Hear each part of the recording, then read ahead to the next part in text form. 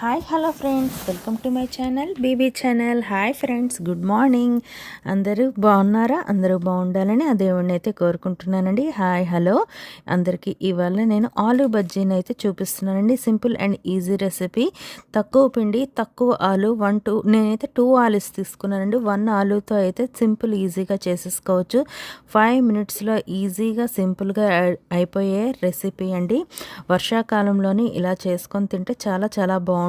1 ఆలు ఉంటే సరిపోతుందండి. కొంచెం శనగపిండి ఉంటే చక్కగా పిల్లలకి చేసి పెట్టేయచ్చు.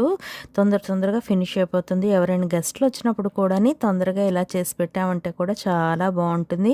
సింపుల్గా 1-2 ఆలూస్తోని క్విక్గా అయిపోయే రెసిపీ. చూసారా, చూడడానికి ఎంత బాగుందో, టేస్ట్ అంతే అదిరిపోయిందండి. అందుకే మీతో షేర్ చేసుకుంటున్నా. చెప్పాను కదా, నేనైతే ఇదిగోండి 2 ఆలూసే తీసుకున్నాం. ఇందులో ఏ ఇంగ్రీడియంట్స్ కూడా ఎక్కువగా యాడ్ చేయలేదండి. కొంచెం అల్లం వెల్లుల్లి పేస్ట్ అండ్ పచ్చి కరివేపాకు ఫ్రెష్ తీసుకున్నానండి, అంతే. ఇంకా మనకు కావాల్సిన శనగపిండి అది తీసుకున్నాను. ఏ ఇంగ్రీడియంట్స్ యాడ్ చేయలేదండి. నేనైతే ఆలూని ఇదిగోండి ఇలా పీసెస్గా కట్ చేసుకున్నాను.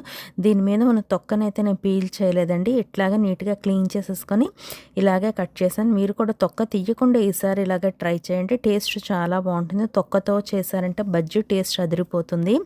నెక్స్ట్ దీనికోసం అని చెప్పి మీద స్టఫింగ్ కోసం అని చెప్పేసి నేను దీనికోసం కొంచెం శనగపిండి, దానిలో కొంచెం బియ్యం పిండి యాడ్ చేసుకున్నాను.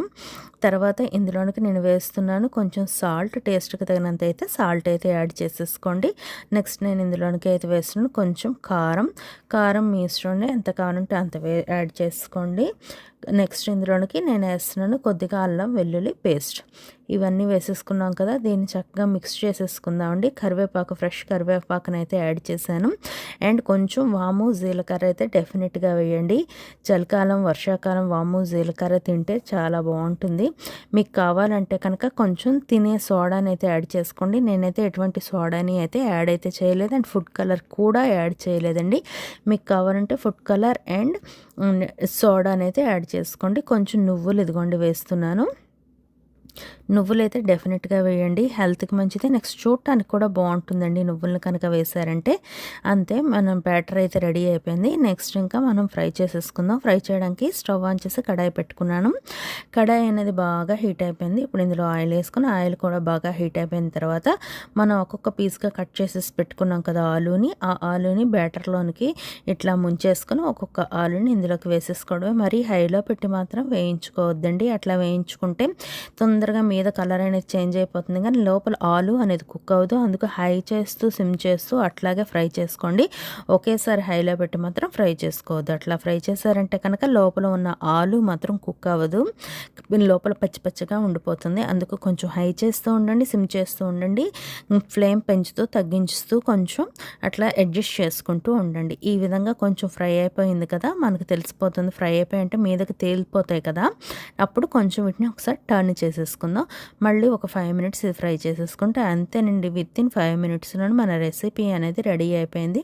ఇగో చూసారా, అయిపోయింది, ఫ్రై అయిపోయింది. సెకండ్ సైడ్ కూడా చక్కగా ఫ్రై అయిపోయి మన ఆలూ బజ్జీ. ఇంకా వీటిని డిష్ అవుట్ చేసేసుకోవడమే. చాలా టేస్టీగా ఉన్నాయండి. ఒక్క ఆలూతో ట్రై చేసి చూడండి. సాంబార్ రైస్తో కూడా చాలా బాగుంటాయి. ఈవినింగ్ స్నాక్స్ లాగే కాదండి, సాంబార్ రైస్తో తిన్నా కూడా చాలా టేస్టీగా ఉంటుంది. పిల్లలైతే మాత్రం చాలా ఇష్టపడైతే తింటారు. ఆలు అనే కాదండి, మీ ఇష్టం, ఎనీ వెజిటబుల్తో మీరు దీన్ని అయితే ట్రై చేయొచ్చు. ఇదిగోండి చెప్పాను కదా, రెడీ అయిపోయింది. ఎంత క్విక్గా రెడీ అయిపోయిందో చూసారా. మీరు కూడా డెఫినెట్గా ట్రై చేయాల్సిన ఐటెం. నేనైతే ఆలు అనే కాదు, అరటికాయ ఉంటే అరటికాయతో చేయొచ్చు. దీన్ని అరటికాయతో కూడా చాలా బాగుంటుంది. దీన్ని సేమ్ ఇలాగా సర్కిల్స్లో కట్ చేసుకుని ఆనియన్స్ ఉంటాయి కదా, ఆనియన్ని కూడా సేమ్ ఇలా చేయొచ్చు.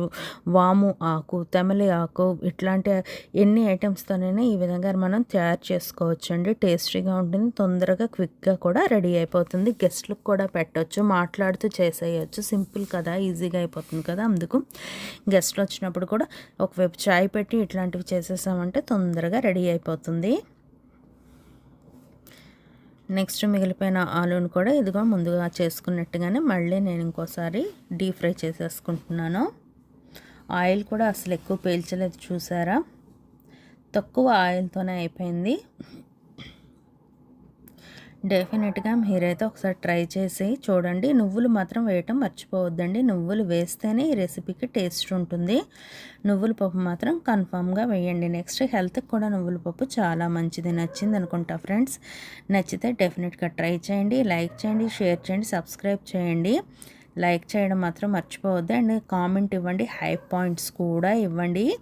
డెఫినెట్గా ఈ రెసిపీని అయితే ట్రై చేయండి. సింపుల్ రెసిపీ కాబట్టి షేర్ చేశాను. 5 మినిట్స్లో అయిపోయే రెసిపీ కదా, చూసారా? కొంచెం శనగపిండితో ఎన్ని బనక బజ్జీలు అయ్యాయో. 2 అంటే 2 ఆలూతోనే చేశానండి, 2 ఆలూతోని 2 బంగాళదుంపలు కొంచెం శనగపిండితో. నచ్చిందా? నచ్చితే like, share and subscribe and high points కూడా ఇవ్వండి. Thank you friends, thank you.